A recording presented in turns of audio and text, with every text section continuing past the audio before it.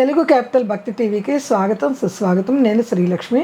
ఈరోజు మనతో సంస్కృత పండితురాలు, గోల్డ్ మెడలిస్ట్, కవయిత్రి, రచయిత్రి, ప్రముఖ ఆధ్యాత్మికవేత్త డాక్టర్ శ్రీమతి కుప్ప విజయశ్రీ గారు మనతో ఉన్నారు.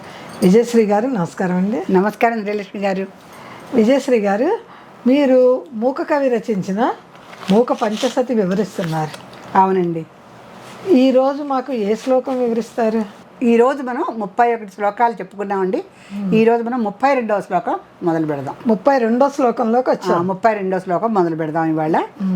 ఈ 32వ శ్లోకము 31వ శ్లోకము ఇంచుమించుగా ఒకే పంధాలో రాశారు కవి గారు.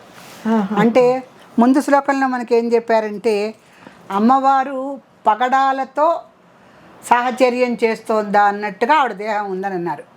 ఇక్కడ ఏం చెప్తున్నారంటే కురువింద గోత్ర గాత్రం అంటున్నారు. కురువింద మణులు, కురువింద మణిశ్రేణి కనత్కోటీర మండిత అమ్మవారు. కురువింద మణిశ్రేణి కనత్కోటీర మండిత ఇక్కడ నామం ఉంది. మన ముందు శ్లోకము విద్రుమాలు అన్నాడు కదా, నవ విద్రుమ బింబశ్రీ నెక్కారి రదనచ్చద. అమ్మవారి నామాలు ప్రతి చోట మనకి ఇక్కడ అంటే కనిపిస్తూనే ఉంటాయి. విద్రుమాలు వసిన్యాది దేవతలు రాశారు కదా. వసిన్యాది దేవతలు రాయటం సరే, ఆ వసిన్యాది దేవతలు రాసిన వీటికి అదే ఉపమానాలతో తర్వాత కవులు కూడా రాశారు. అంటే వాళ్ళంతా పూర్వజలు కదా, ఎప్పటి నుంచో ఉన్నవారు. వసిన్యాది వాగ్దేవతలు చెప్పిన కాలంలో అగస్త్యుడు హయగ్రీవుడు కలిసి దాన్ని భూలోకానికి తీసుకొచ్చారు. ఆ లలితా సహస్రాలను చదివిన వాళ్ళందరూ కూడా ఒక శంకరాచార్యులు, ఒక మూక కవి, ఒక దుర్వాస మహాముని, వీళ్ళందరూ కూడా అవే ఉపమానాలతో మళ్ళీ చక్కగా రాసుకుంటూ వచ్చారు. ఆ పంథాలోనే ముందు ఇక్కడ విద్రుమ సహచర దేహం అన్నాడు 31 శ్లోకంలో. సో ముందు విద్రుమ సహచర దేహం అన్నాడు కనుక అక్కడ విద్రుమాలు అంటే పగడాలని మనం చెప్పుకున్నాం. పగడాలతో స్నేహం చేస్తున్నటువంటి శరీరం కలది అమ్మవారు అని చెప్పడంలో ఈ భావన ఎలా వస్తుందంటే పూర్వ కవుల నుంచి తీసుకుంటారు సాధారణంగా. పూర్వం వసిన్యాది వాగ్దేవతలు ఏం చెప్పారు, అమ్మవారు ఎలా ఉంది అంటే నవ విద్రుమ బింబశ్రీ నెక్కారి రదనచ్చద. ఎర్రని పెదవులు కలగదు. ఆవిడ యొక్క పలువరసని కప్పివేస్తున్నటువంటి ఆవిడ అధరాలు ఎలా ఉన్నాడు, ఎర్రని పగడాలలాగా ఉన్నాయట. నవ విద్రుమ బింబశ్రీ నెక్కారి రదనచ్చద. ఆవిడ చిగుళ్ళని కూడా ఎర్రని పగడాలతోనే పోలుస్తారు. తెల్లని పలువరస, ఎర్రని చిగుళ్ళు, ముత్యాలాంటి పళ్ళు, పగడాలాంటి దంతాలు. అలా మొత్తం అంటే ఆ చిగుళ్ళు ఎలా ఉన్నాయి అంటే అమ్మవారివి నవవిద్రుమ కొత్తగా అప్పుడే పుట్టిన పగడాలలాగా ఉన్నాయన్నారు. ఇక్కడేమో ఏం చెప్తున్నాడు, కురువింద గోత్ర గాత్రం. అక్కడేమో శరీరం అన్నాడు, ఇక్కడేమో గాత్రం. ఇక్కడ గాత్రం ఉన్న శరీరమేనండి. సంస్కృతంలో గాత్రం అంటే శరీరం, గాత్రం అంటే ఇంకొక అర్థం కూడా ఉంది, కంఠం. గాత్రం నేర్చుకున్నావా అంటారు, సంగీతం నేర్చుకున్నావా అని అర్థం. ఇక్కడ సంగీతం నేర్చుకున్నావు. ఇక్కడ గాత్రం అంటే శరీరం. ఇక్కడ ఏం చెప్తున్నాడు, కురువింద గోత్ర గాత్రం. కురువింద మణుల గోత్రంలో పుట్టిందా అన్నట్టుగా ఉంది అమ్మవారు. ఆ గోత్రంలో పుట్టిందా అన్నట్టుగా ఉంది. కురువింద గోత్ర గాత్రం కూలచరం కమపి నౌమి కంపయ. కూలచరం కమపి అంటే చాలా అనుకూలమైనటువంటి ఆవిడ యొక్క శరీరము అచ్చుగా ఆ సింజానమణులు ఎలా ఉంటాయో అలా ఉందట. అంటే సింజానమణులు పుట్టినటువంటి గోత్రంలో పుట్టాయా అన్నట్టుగా ఆవిడ యొక్క శరీరం ఉందట. అందుకని చాలా అనుకూలంగా కనిపిస్తూ ఉంటాం. కూలంకచ కుచకుంభం కుసుమాయుధ వీర్య సార సంరంభం. అంటే కవికి తనివి తీరక మళ్ళీ చెప్తాను అనమాట. ఈవిడ ఎలా ఉందయ్యా అంటే కుసుమాయుధ వీర్య సార సంరంభం. ఆ మన్మధుడి యొక్క వీరత్వ సారం అంతా ఎలా ఉంటుందో ఆ సారంలాగా అమ్మవారు ఉంది. అంటే మన్మధుడు అంటేనే ప్రేమ సామ్రాజ్యానికి అధిపతి, సౌందర్య సామ్రాజ్యానికి కూడా ఆయనే అధిపతి. అందుకని కుసుమాయుధుడు అంటే కుసుమాలని ఆయుధంగా ధరించినవాడు, పువ్వులని ఆయుధంగా ధరించినటువంటి ఈ మన్మధుడి యొక్క వీరసారం ఎలా ఉంటుందో అలా ఉందట అమ్మవారు. అంటే మన్మధుడే చాలా మన్మధుడు అంటారు కదా, మగవాళ్ళు బాగుంటాయి కూడా.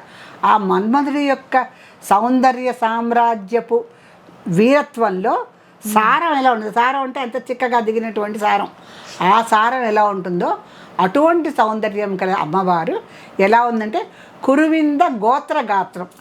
కురువింద గోత్రంలో ఆవిడ పుట్టిందా అన్నట్టుగా ఆవిడ శరీరం ఉందట. అంటే అక్కడ ఏం చెప్పాడంటే విద్రుమాల యొక్క సాచర్యంలో ఉంది అన్నాడు. ఇక్కడేమో కురువిందమణులు. కురువిందమణులు కూడా నిజానికి ఎర్రగానే ఉంటాయి. కాకపోతే ఈ కురువిందమణులు ఎక్కడ దొరుకుతాయంటే మనకు ఒక నది ఉన్నది, రావణ గంగా అని. ఎక్కడండి అది? రావణ గంగా అని ఒక నది నేపాల్ వైపు ఉందని చెప్తారు. ఆ నది పారే చోట ఈ కురువిందమణులు దొరుకుతాయి. ఎందుకంటే మనకి లలితా శాస్త్రంలో కూడా ఉంది కదండి, కురువిందమణి శ్రేణి కనత్ కోటీర మండిత ఉన్నది కదా. అలా ఆ కురువిందమణులు ఎక్కడెక్కడ దొరుకుతాయో అక్కడ ప్రదేశాలు కూడా కొన్ని కొన్ని చెప్తారు. ఆ కురువిందమణుల చేత ఈవిడ ఆ కురువిందమణి శ్రేణి కనత్ కోటీర మండిత కురువిందమణులు ఆవిడ కిరీటంలో కూడా పెట్టుకుంది. ఆవిడ అబ్బాబ్బా పెట్టుకుని ఆవిడ కిరీటం ధరించి ఉంది అక్కడ లలితా శాస్త్రంలో. ఇక్కడేమో అటువంటి కురువిందమణుల యొక్క గోత్రంలో అమ్మవారు పుట్టిందా అన్నట్టుగా ఉందట. సరికదా? ఈ మన్మధుడి యొక్క సామ్రాజ్యపు వీరత్వం ఎట్లా ఉంటుందో ఆ వీరత్వాన్ని నుంచి సారం తీసుకొని పుట్టిందా అన్నట్టుగా ఉందట అమ్మవారు. అంటే ఆ మూక కవి అనేక భిన్న కోణాల్లోంచి అలా చూస్తూ వచ్చారు అనమాట. అందుకని ఈ కురువింద గోత్రంలో పుట్టిన మణులన్నీ కూడా ఎర్రగానే ఉంటాయి. అంటే ఇప్పుడు మనకు తెలిసింది ఏంటంటే మణులకు కూడా గోత్రం ఉంటుందేమో అని. కరెక్ట్. కురువింద మణులకి ఒక గోత్రం ఉంటే ఆ గోత్రంలో పుట్టిన వాళ్ళందరూ ఎర్రగానే ఉంటారు. అలాగే ఇప్పుడు అమ్మవారి యొక్క అంశలో పుట్టినండి కొందరు ప్రాంతాల్లో అందరూ ఎర్రగానే ఉంటారు. అందరూ ఎర్రగానే ఉంటారు. అందరూ ఎర్రగానే అంటే ఆ వంశమే అటువంటిది. ఆ వంశంలో ఎవరు పుట్టిన పోలికలతోనే పుడతారు. ఆ ప్రాంతమే అంత. అంటే ఆ ప్రాంతంలో ఉన్నటువంటి పంచభూతాలు ఉంటాయి కదండి, గాలి, నీరు, భూమి, ఇవన్నీ కూడా అక్కడ ఉన్న వాతావరణం బట్టే కదా వాళ్ళు తినే ఆహారం. ఆ తినే ఆహారం బట్టే పిండోత్పత్తి జరుగుతుంది. దాన్ని బట్టి ఇప్పుడు అమెరికాలో చూడండి, అందరూ ఒకే రంగులో ఎందుకు ఉంటారు? అందరూ ఒకే రంగు, ఒకేలాగా కూడా ఉంటారు వాళ్ళు. ఆ కనుముక్కు తీర్లు అందరూ ఒకేలాగా ముక్కులు, అందరి లిప్స్, అందరి కళ్ళు, అందరి ముక్కు ఒకేలాగా ఉంటాయి. స్కిన్ కలర్ కూడా చాలా మటుకు అందరిలో ఒకటే ఉంటుంది. అందరూ పొడుగ్గా కూడా ఉంటారు చాలా మటుకు. అక్కడ ఏమిటంటే అక్కడున్న కురువిందమణి గోత్రం అనుకోవాలి మనం కూడా. అక్కడ ఆ అమెరికా గోత్రం ఏమిటో తెలియదు, ఆ గోత్రంలో పుట్టిన వాళ్ళందరూ అలాగే ఉంటారు. అలా ఇక్కడ ఏం చెప్తారంటే అమ్మవారికి నల్ల జాతీయులుగానే ఉంటారు. ఒక్కొక్క దేశం వాళ్ళు కొంచెం పొట్టిగానే ఉంటారు, ఒక్కొక్క దేశం వాళ్ళు కళ్ళు చిన్నవిగా ఉంటాయి.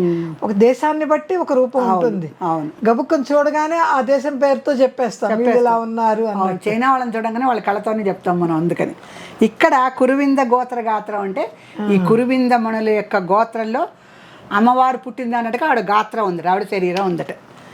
ఇంకా కూలచరం కమపి నవమి కంపయ, ఆవిడ యొక్క కూలచరం అంటే చాలా అనుకూలమైనటువంటి ఆవిడ యొక్క శరీరం కూడా అంత అంటే అనుకూలమైన శరీరంతో ఆవిడ ఎలా చెరిస్తోందా, అక్కడంతా తిరుగుతోందా కంపా నది తీరాన అన్నట్టుగా ఉండి, కూలంకష కుచకుంభం, చక్కటి కూలంకషంగా తీర్చిదిద్దినటువంటి అవయవ సంపదతో కుసుమాయుధ వీర్య సార సంరంభం.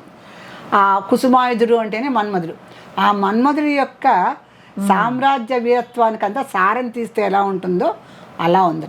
మన్మధుడు ఎప్పుడు రెచ్చిపోతూ ఉంటాడు, దానికి వీర్యం ఎక్కువ, ఆ వీరగుణం చాలా ఎక్కువ. అందుకని మన్మధుడి యొక్క వీరత్వాన్ని సారంగా తీస్తే ఎలా ఉంటుందో అటువంటి సంసిద్ధత గల అమ్మవారిని నేను చూస్తున్నాను అని చెప్తున్నాడు. అంటే అన్ని భిన్న కోణాల్లో ఆవిడ చూస్తున్నాడు అనమాట. ఆ చూడటంతో అటువంటి నమస్కారం చేసుకుంటాను కూడా చెప్పాడు. కమపి నవమి కంపయ, అటువంటి అమ్మవారికి నేను నమస్కారం చేసుకుంటున్నాను అంటే ఆయన అలా చూస్తూ చూస్తూ చూస్తూ రకరకాల భావాలు వచ్చినాయి ఆ మూక కవికి. ఆ అనిపించిన ప్రతి భావం అలా చెప్పాడు. మనం ఇప్పుడు మన వసిన్యాది వాగ్దేవతలు కూడా చూడండి, ఒక్కొక్కసారి ఏది చూస్తే అది చెప్పేస్తూ ఉంటారు. అది అంటే శాతోదరి, శాంతిమతి, నిరాధార, నిరంజన ఇలా చెప్తే, శాతోదరి అంటే సన్నని నడుము కలది, శాంతిమతి అంటే శాంతత్వము కలది.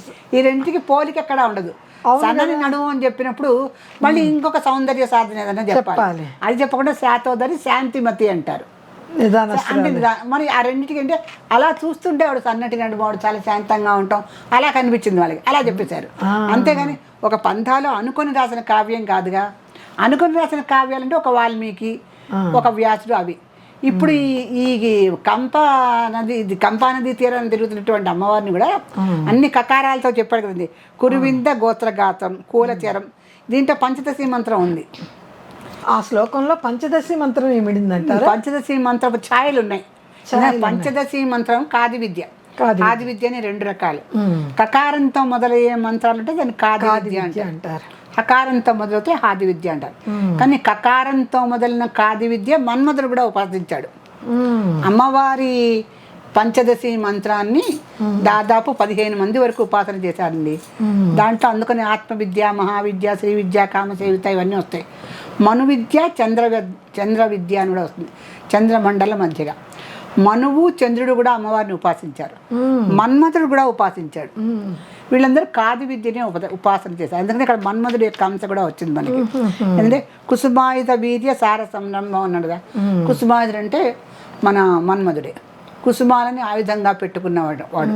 అంటే పూల బాణాలు వేస్తాడుగా ఆయన, అందుకని కుసుమాయుధ వీర్య సార సంరంభం అది చెప్పాడు. అక్కడ కకారం వచ్చింది.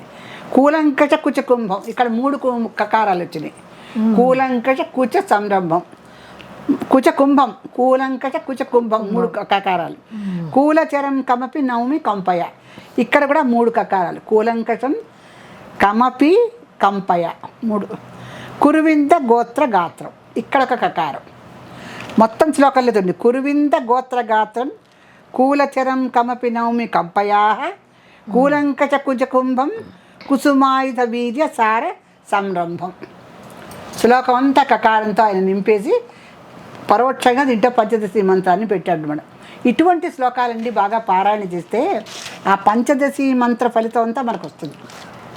పంచదశి మంత్రం అందులో కలిసి, అంటే పంచదశి మంత్రం అందరు చేయలేరుగా, గురుముఖంగా ఉపదేశం ఉండాలి. ఇప్పుడు ఇలాంటి శ్లోకాలతో పంచదశి మంత్రాన్ని అనుష్ఠానం చేసినంత పుణ్యం వస్తుంది. ఎంత మంచి విషయం చెప్పారండి. అలా ఇక్కడ కకారం అంతా రాసి, అంటే ఈ శ్లోకాలు రాసేటప్పుడు అండి వాళ్ళు దేవతాంశలుగా అమ్మవారు ఆవహించి చెప్పిన శ్లోకం కదా ఇది. అందుకని ఆయన ఎటు పడతాడు చెప్పేస్తున్నాడు. ఒక పద్ధతిలో చెప్పాలి అనే ఉండదు మనకి. ఏం కనపడుతుంది హఠాత్తుగా మనం ఒకటి చూసామండి, ఇలా మాట్లాడాలని అనుకుంటామా, ఉన్నట్టుండి ఎలా అయ్యో అదేమిటి అలాగే మాట్లాడతాం. ప్రిపేర్ అయ్యి ఏం మాట్లాడం. అలాగే ఈ మూక కవి కూడా ఏం ప్రిపేర్ అవ్వాలా. అమ్మవారు వచ్చింది సడన్గా తాంబూలం ఇచ్చింది, ఆయనలో కవిత్వం బయటకు వచ్చేసి అనర్గళంగా చెప్పి ఆయన కంటికి ఏం చూస్తున్నాడో అదే రాశాడు. ఆయన కంటికి ఆ క్షణంలో ఏం కనపడుతుందో ఎలా చెప్తున్నాడు అలా రాసేస్తాడు అంతే. అందుకని ఇక్కడ ఈ శ్లోకము ఎన్నో శ్లోకం అండి ఇది 32వ శ్లోకం అండి. 32వ శ్లోకాన్ని బాగా అంటే కకారంతో ఎక్కువగా రాశాడు కనుక ఆ తప్పులు లేకుండా 1-2 సార్లు చక్కగా పైకి చదువుకుంటే ఆ శబ్ద తరంగాలు ఉంటాయి, అవి మన ఒంటి మీద ప్రభావం చూపిస్తాయి. ఈ శ్లోకం చదివినప్పుడు ఆ పంచదశి మంత్ర ఫలితం అంటే పారాయణ ఫలితం మనకు వస్తుంది. ఒక్కసారి శ్లోకం చదివి తప్పకుండానండి, మేము తప్పులు లేకుండా చదువుకోవాలి కదా. ఒకసారి చూడండి. కురువింద గోత్ర గాత్రం, కురువింద గోత్ర గాత్రం కూలచరం కమపి నవమి కంపయా. కూలచరం కమపి నవమి కంపయా. కూలంకష కుచ కుంభం, కూలంకష కుచ కుంభం కుసుమాయుధ వీర్య సార సంరంభం.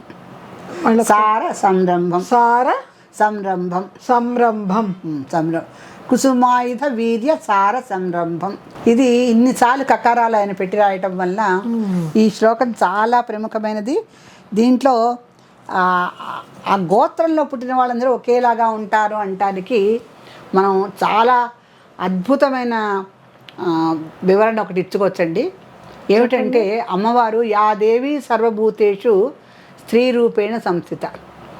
ఒక స్త్రీ చక్కగా పవిత్రంగా దైవ ధ్యానంలో ఉంటూ అమ్మవారికి సామీప్యము, సారూప్యము, సాలోక్యము ఉన్నప్పుడు ఆవిడకి సాహిత్యం కూడా లభిస్తుంది. ఇవన్నీ మనం ఎందుకు చెప్తున్నాం అంటే అమ్మవారు స్త్రీ రూపంలో ఉంటుంది. స్త్రీ రూపంలో ఉన్నటువంటి అమ్మవారు ఎప్పుడు అమ్మవారిని చూస్తూ కూర్చుంటే హాయిగా ఆవిడ కళలే వస్తాయి. అందుకని అమ్మవారి గోత్రం మన గోత్రం ఒకటే. ఇంతకి చెప్పొచ్చేదంటే అక్కడ కూలంకష గోత్ర గాత్రం అంటున్నాడు కదా. అవునండి. అదేమిటంటే ఆవిడ యొక్క గోత్రం అయితే మన గోత్రం కూడా అదే. అందుకని అమ్మవారు స్త్రీలందరిలో ఉంటున్నప్పుడు ఆవిడ గోత్రమే మన గోత్రం, మనకి ప్రత్యేకించి గోత్రమే ఉంది. ఏముంది నిజమే. అందుకని ఆమె మన గురువు, ఆ గోత్రంలో ఉన్న వాళ్ళు అదే పోలికలతో ఉంటారు.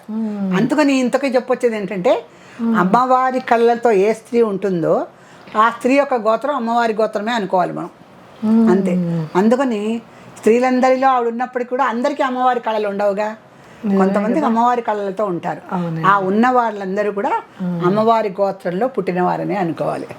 అది ఇక ఈ శ్లోకం చదువుతుంటే వారు కూడా అమ్మవారి రూపంలోనే తయారవ్వచ్చు. అవచ్చు. అలా చదివి పారాయణ చేస్తే తప్పనిసరిగా సారూప్యానికి వస్తారు. సారూప్యం దైవ సన్నిధిలోనండి మనము మమేకం చెంది ఎప్పుడైతే మనం ఒక పారాయణ ఒక సాధన చేశామో ఆ అక్షర లక్షలు ఆవిడకి ఇచ్చినట్టే మనం. ఆ అక్షర లక్షలతో అమ్మవారు సంతోషిస్తుంది, ఆవిడ సారూప్యాన్ని మనకు కూడా ఇస్తుంది. అక్షర లక్షలు, ఆ అక్షర లక్షలు ఎన్నిసార్లు మంత్రం చదివితే మరి అన్నిసార్లు అక్షరాలు మనం లక్షల్లో ఇచ్చినట్టేగా. ఇప్పుడు ఇదివరకు కాలంలో అనుష్ఠానం చేశారంటే 3 గంటలు 4 గంటలు అట్లా చేస్తున్నాను. కొంతమంది సాయంత్రం వరకు కూడా చేశారు అనుష్ఠానం.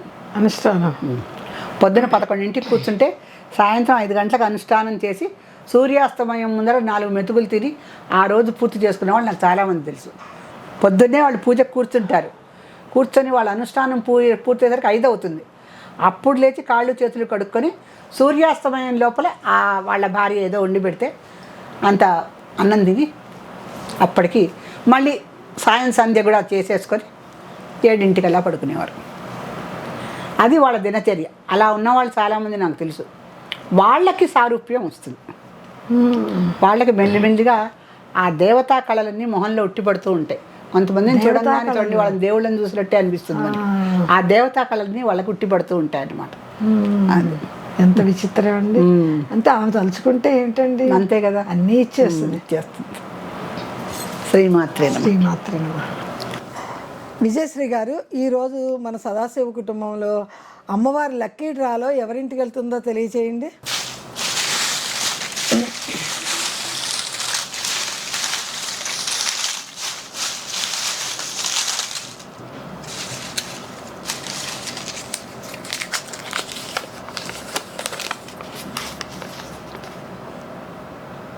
విజయభారతి రెంటచింతలండి.